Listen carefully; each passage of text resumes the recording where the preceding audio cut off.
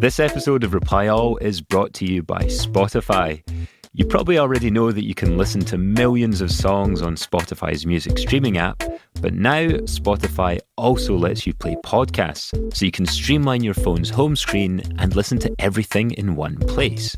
Check out spotify.com/podcasts to listen to Reply All and all of Gimlet's other shows. That's spotify.com/podcasts.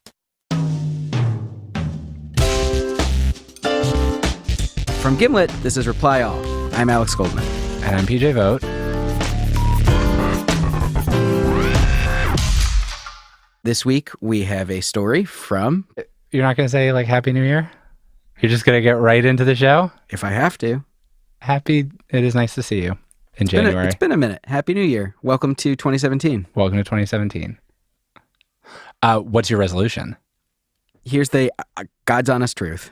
I don't really have resolutions, but there are goals that I set for myself, but I don't like saying them in public because I feel like then people can hold me to account for those goals that I set for myself. That's the point That's exactly of a New Year resolution. Sorry, I just Shruti Pinamanani's in the studio. Hi. Castigating me. Shruti, you're here because you have a story. Oh, boy. I know a little bit about your story. Yes. Can I say what I know? Please. So what I know about your story is that it is about ALS.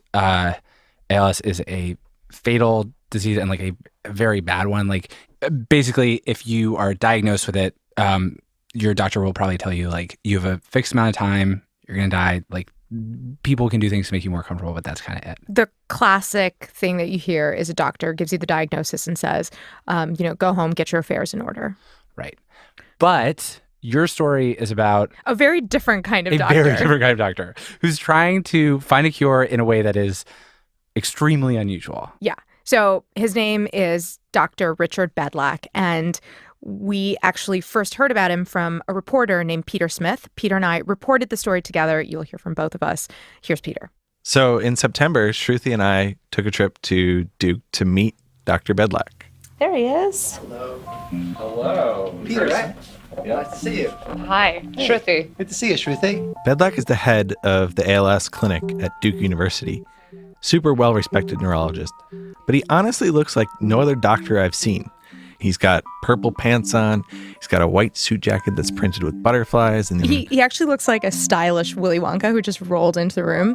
And he's holding this old-fashioned looking leather satchel. Oh, it's a medical bag. It is. This is an official medical bag. My parents got this for me when I graduated from medical school. So where are we going? My office. So we head upstairs. The walls are littered with things that remind me of all the fun times I've had. Bedlack walked into his office, and then he sat down right underneath an X-Files poster. It has a UFO and says, "I want to believe." The X-Files comes up a lot when Bedlack is talking about this path that he's ended up on. Like, when we ask about how it all started, he says, you know how Fox Mulder had a sister, Samantha, who opened his eyes to the existence of aliens? Well, Bedlack, he too has a Samantha. I'll never forget, there was a patient that I saw early in the course of my career, and she came in. She was very early in the course of her ALS, just slightly affected speech and swallowing, still easily understood. Bedlack knew that this patient was at the beginning of this terrible decline, which typically goes something like this. First, she wouldn't be able to move her arms, then her legs. She would slowly lose her ability to swallow and talk, and then probably within about 3 to 5 years, she would die. And this entire time, her brain would be fine, and so she would be basically witnessing all of it. Bedlack told her the usual. There's no real treatment, but there was this experimental drug trial that she could enroll in. And she said, I'm going to pass on the research study because I read about something on the Good Morning America website called oral sodium chloride, and that's what I've decided I'm going to take. And how did you feel when you heard that? I was stunned. I was kind of like Fox Mulder, when he first realized that, yes, there definitely were aliens starting to colonize the world. It was stunning. And I remember just kind of not knowing what to say and driving home that day, scratching my head and wondering, like, is this common that people with ALS, would go onto the internet and find things and just try them? Because this was the first patient that really told me that they were doing this. So that weekend, he did a bunch of research. He even called the manufacturer that makes sodium chlorate. And long story short, turns out the reason they didn't develop it orally is that saliva breaks this molecule down and it becomes something called chlorine dioxide, which is potentially deadly. So chlorine dioxide is most commonly used as a bleach. And so the first couple of people that they tried oral sodium chloride on, collapsed and had to be rushed to the hospital. So Bedlack tells this patient, I would not recommend that you try the sodium chloride stuff. And she doesn't. But at this point, he's thinking, okay, so patients know this disease will kill them and their doctors have nothing to offer. So how many of them right at this moment are trying something incredibly dangerous to save their own lives? So in 2009, he decides to find out. He builds a website called ALS Untangled. Okay, so we got the ALS Untangled website up. What does it look like? The main page of my website is my Twitter feed for ALS Untangled. So every day I go onto the ALS Untangled website and I look to see, did anybody send me any new tweets today that I need to respond to, right? And Bedlack tells ALS patients, if you hear of any new treatment, send it my way. And they do, constantly. I mean, these things come right to my phone pretty much every day. I'll be sitting at a movie with my wife and here comes a tweet. Dr. B, what about fecal transplants for ALS? Bedlack realizes that there's this whole world of things that patients are trying and not telling their doctors about. So he decides, in order to protect these people, he'll do exactly what their doctors will not. He'll look into these treatments, no matter how outlandish they are. There was a stem cell clinic in Mexico that was injecting stem cells into the front of patients' brains. They were drilling a hole in their skull and putting a needle and injecting stem cells into the front of their brains. That's crazy. 1 out of 10 people died a few days after the stem cell transplant. Well, something that has a 10% death rate is not necessarily what I would consider to be safe. Bedlack is studying everything. Supposed cures like hyperimmune goat serum, spirulina, bee venom, supposed causes like Lyme disease, and all kinds of treatments. Like at one point, he visits this clinic where the lead doctor says that he can cure ALS by leaching metals out of the body. He showed me the inside of his mouth and his wife's mouth, and they've all had all their fillings taken out. And so it goes like this for years. People send Bedlack their miracle cures to his site, ALS Untangled. Bedlack investigates each one, publishes a scientific paper, puts it up on his site, and it always turns out the same way. Either the cure doesn't actually work, or sometimes people were lying, or sometimes the person just didn't have ALS in the first place. But then, in 2014, Bedlack learns about a case that he just cannot explain. It comes from this ALS patient named Mike McDuff, who was making a wild claim about a supplement he's taking. April and Mike McDuff. I'm gonna ring the doorbell. So last summer, Shruti and I went to visit Mike at his home. Hello, Mike. Hello, hello. You like a fist bump? Yeah, sure.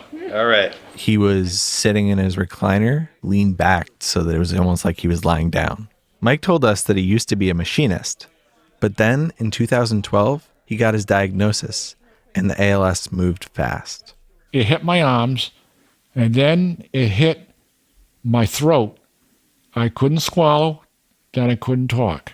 Then June of 2013, I had a feeding tube put into me, and I looked awful. I looked gray. My eyes were black, all sunken in. Every day I could feel myself going downhill. Mike and his wife had basically given up hope. They picked out a plot at the local cemetery, and then a couple of months later, her friend Wendy calls, and she tells him that she's selling this supplement. Right. This supplement that's made from soybeans, and it's called Lunasin. And I says, you know what? I says, I got nothing else to lose. My doctor really couldn't give me any hope. So what my wife did, she took the Lunasin, put it in the blender, blended right up, and she put it right through my feeding tube. At first, Mike said he felt different, but he couldn't really put his finger on it. And then came this big day. That I'll never forget it. It was the end of December.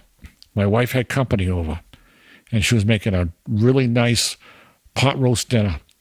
So I said to my wife, I had to come over and I whispered in my ear. I said, hey, honey, can you just give me a little bit of mashed potatoes and gravy? I want to see if I can swallow it.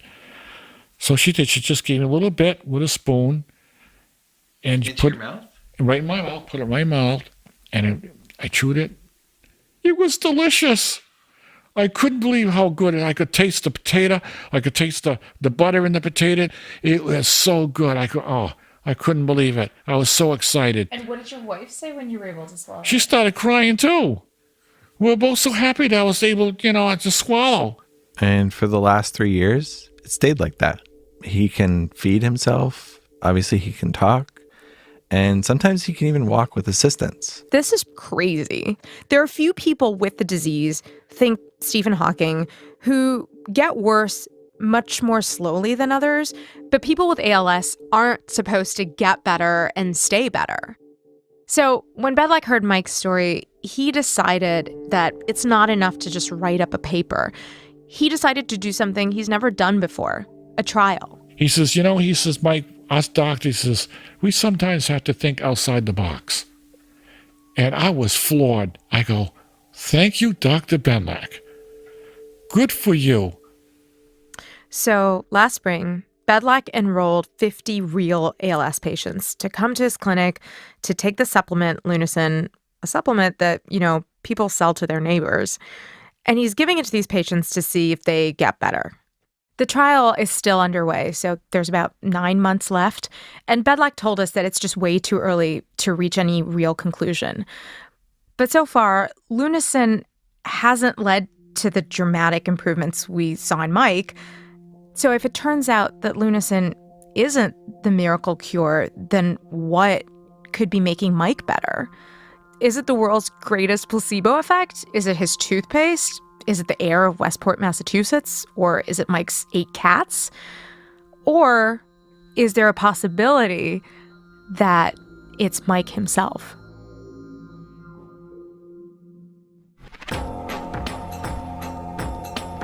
Coming up after the break, the aliens among us.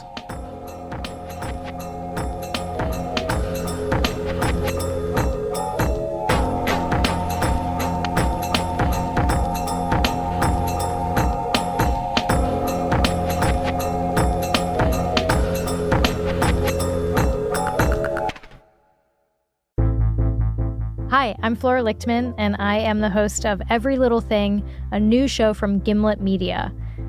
Our show is all about the joy of finding stuff out. It is about finding the extraordinary in the ordinary. And it's not just about one thing, it's about every little thing. And we hope that the show will make you as excited as this person. I'm definitely that excited. We come out on Mondays. Look for us wherever you get your podcasts. Welcome back to the show. Here's Shruti. So Peter and I are sitting there in Bedlack's office, and he's telling us that maybe the reason that Mike got better isn't about what he took. It might be Mike himself. And we thought, but that doesn't happen in ALS. But he said, I think it actually could. It's an idea that came to him years ago. He'd been poking around, looking at various unlikely treatments for ALS Untangled. And he came across this video that was just spooky. It was of an ALS patient who is a way, way more extreme version of Mike McDuff. He pulled it up on his computer. In 1985, Nelda Buss was diagnosed with ALS, amyotrophic lateral sclerosis, better known as Lou Gehrig's disease. You see a woman in her 40s with a bob cut. She's in a wheelchair and is being lifted out by her husband. You could see the atrophy in her arm and her hand. I gave away most of my good clothing that I had, and I had my dress all picked out for what I was to be buried in. And then Nelda hears about an energy healer, a man named Dean Kraft who says that he heals people just with the touch of his hand. She makes an appointment with him. I said that the doctors say there's no hope, and he said, that's not always true. Kraft did his laying on of hands for 3 months. You see Nelda lying there in front of Dean while he touches her head. And here's the wildest thing. Nelda says that over the next several months after this energy healing, she got completely better. Within a few years, she's out of her wheelchair, and you see her in the video, and she's suddenly building snowmen with her son. How's that? everything has changed. She's back and she's doing more than she ever did before. Pretty amazing. I mean, it gives me the goosebumps. It gives me the goosebumps every time I see it, because that's what I would love to be able to do for people. Exactly what happened to that lady. I just have to figure out why it happened if I'm going to make it happen again. Back in 2010, when Dr. Bedlak first saw this video, he managed to track down Nelda Buss. He got her medical records, and they're from a great hospital, the University of Virginia, and she had a really solid neurologist. I'll never forget looking through those records, because I turned to my wife and I was like, my jaw was open. I said, you know how people already think I'm kind of crazy in this field? Wait till I get up at the next big meeting and say, I think I might have found the cure for ALS. It's energy healing. And she's like, what are you talking about? I said, this lady had ALS. I'm sure of it. And she's like almost completely recovered. It's unbelievable. At this point, Bedlak did something that I would call radical. He reached out to Dean Kraft, the energy healer. And I said, I don't understand what you're doing. And I'm going to be probably a pariah for even doing this, but I want to do a small study of your energy healing. I have to ask. So how do you test something like energy healing? Well, I mean, it's not been done, so there wouldn't be precedent for it. But the way I would do it is I'd say, look, I want you to do the exact same treatment schedule that you did to Nelda Buss, the exact same frequency and duration. I just need you to treat like 10 of my patients. And his response was just priceless. I'll never forget it. It was an email that said, Richard, for those who believe, no proof is necessary. And for those who don't, no proof will ever be enough. And that was the last that he ever talked to me. Bedlak wrote up a study anyway. He wrote, in our opinion, Dean Kraft's energy healing lacks a plausible scientific rationale. Without more evidence, ALS Untangled cannot support this expensive alternative treatment for ALS. And even though he's not recommending energy healing, some of his colleagues who help out with ALS Untangled, they were uncomfortable that he'd even considered studying an energy healer. I mean, this is not what scientists do. And when we asked Dr. Bedlak about this, he gestured at himself in his butterfly jacket, as if to say, look at me. I mean, obviously, I'm not sticking to the status quo. I guess I kind of like to make waves. I mean, it's the hair, the clothes, that kind of stuff. It's kind of fun to rattle the cage a little bit. If things that we were doing were working real well, like the field was just exploding with, successful treatments like we have with migraines and seizures and things, there wouldn't really be room to rattle the cages. But I think in a field where we're stuck, we really don't have anything that works. Why not have people thinking outside the box and doing things different? So you're saying because ALS is incurable and terminal and terrible, that's why it really necessitates you just... It leaves room for people like me because we don't know what the right approach in this field is. In other words, we don't have enough good ideas. So maybe we should consider the quote-unquote bad ideas. We should be wondering about the things that science cannot explain, like Nelda, because if she got better, she could be the key. And Bedlak, he's curious about more than the energy healing. He actually has a hypothesis for how Nelda could have gotten better.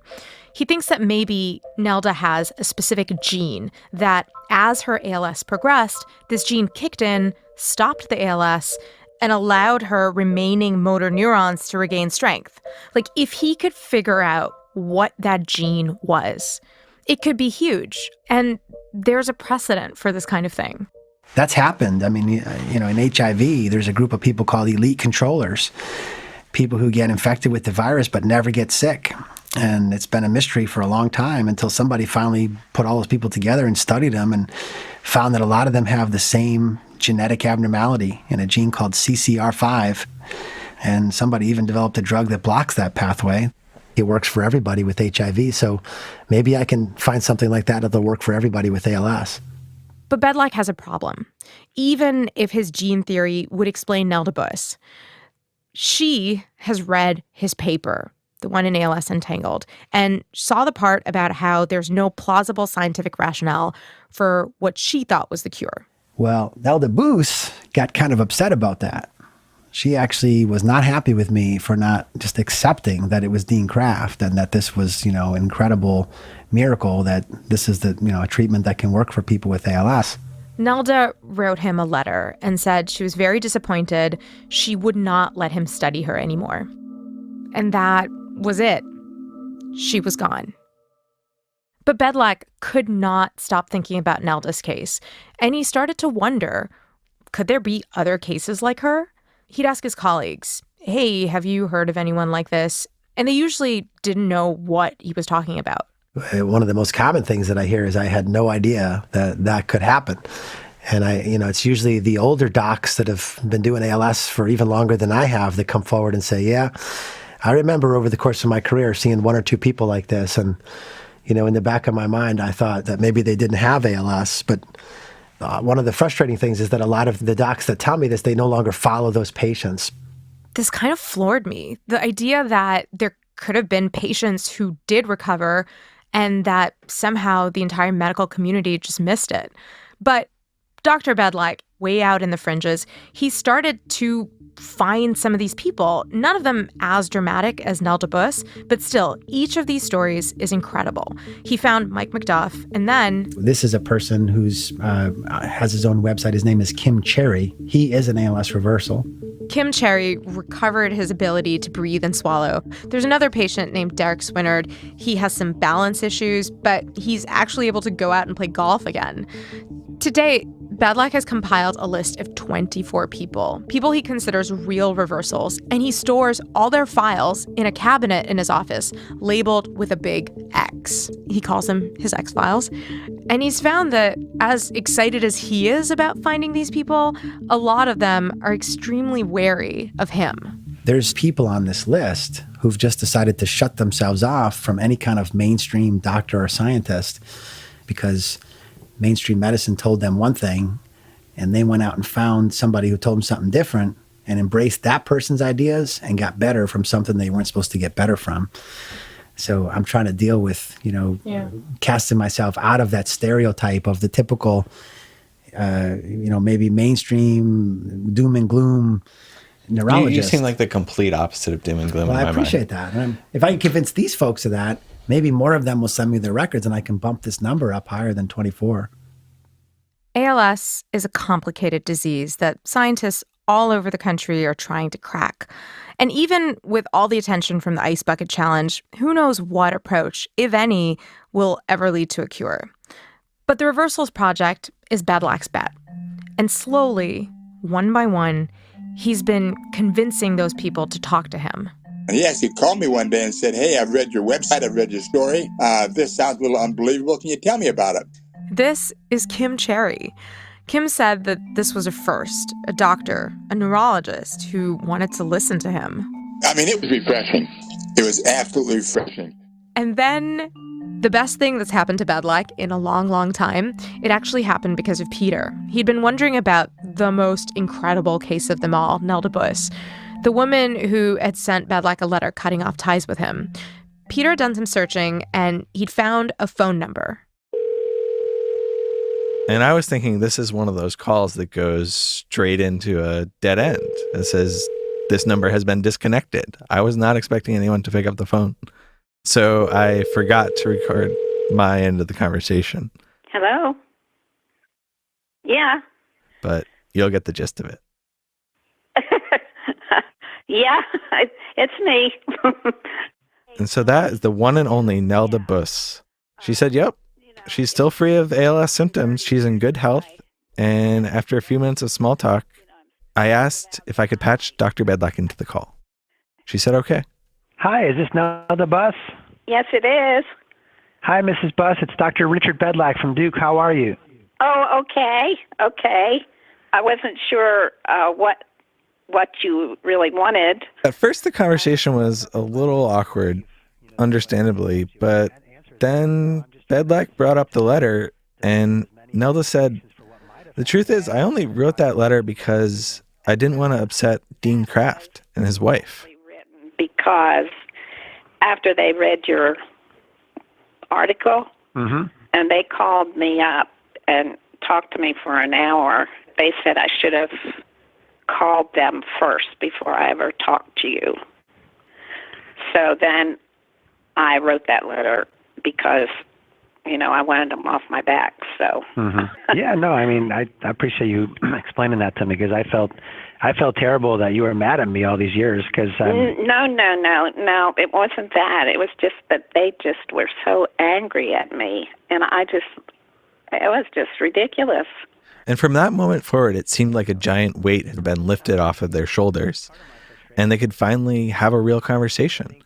Nelda said that she still believes that there's something special about what Dean Kraft did. She isn't really sure what it is. Bedlack said he didn't know either. I've seen about 2,000 different people with this now, and I think of all the people that I've ever seen, you're still the most amazing. Right. I really have no explanation, and I don't know if a DNA test or a blood test would show anything different. Well, that's part of what I was wondering if you'd be open to is, I've got a student working with me now, and we're working on a protocol where we might be able to draw some blood on folks who'd be willing. Right. I think you might hold the key, to figuring out how to stop or reverse ALS. Well, if I can help in any way, man, I will, because it's a horrible disease, and I'll do anything I can except to have an EMG. I won't do that. Well, I won't make you do that again, but I would love to maybe get some blood on you to look at your genes. That'll be fine. Yeah, our grandson is down at UNC studying to be a doctor at Chapel Hill. Awesome. Yeah. Well, if you're coming up this way, maybe I can. I'll certainly. Richard Bedlack just published a study where he raked through this giant ALS database and isolated a few more people who could be another Nelda Buss or Mike McDuff or Kim Cherry. More X-Files that he can study.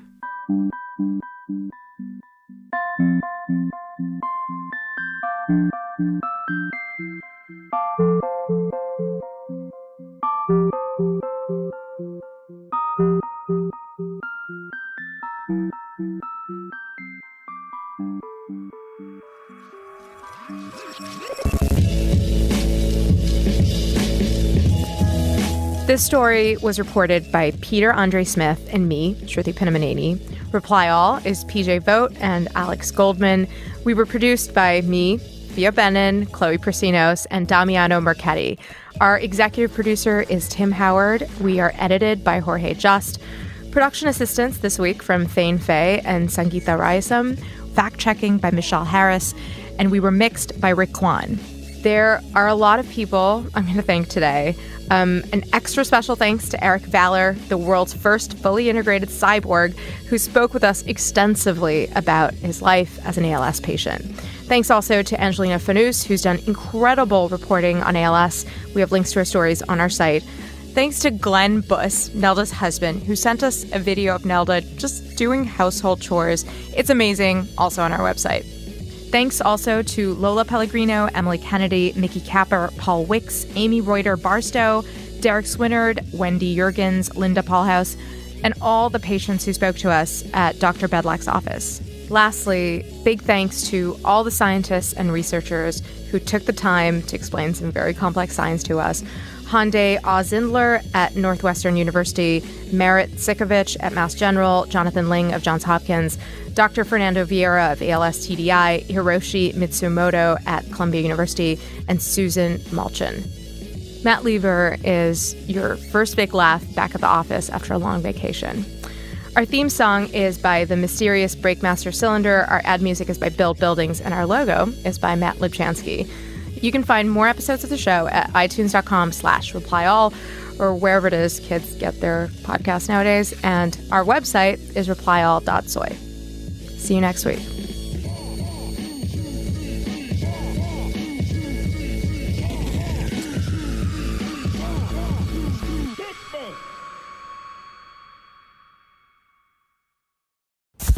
Today's April 10th, 2017. Speaking with homecoming client. Break. I'm sorry. Is that a bird? Yeah, it's driving me nuts. I could remix him for you. Would you? Sure, watch this.